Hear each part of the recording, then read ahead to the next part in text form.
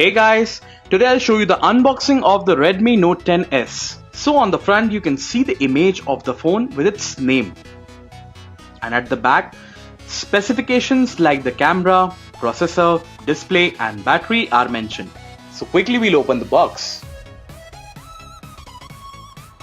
Here we have this smart looking Redmi Note 10s. The phone has a punch hole display with Corning Gorilla Glass. At the back, we have a 64 megapixel quad camera setup with Redmi branding at the bottom left. The phone looks super stylish. Next, we have this lid. Inside it, we get the SIM ejector tool placed right here. Documentations like quick start guide, which will give you information about the phone. And the silicone back cover, which is a very good addition from the company.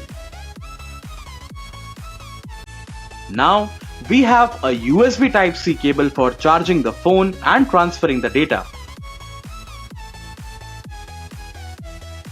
And a 2-pin wall charger with 33 watts of fast charging. So guys, that's all you get inside the Redmi Note 10s box. Thank you so much for watching.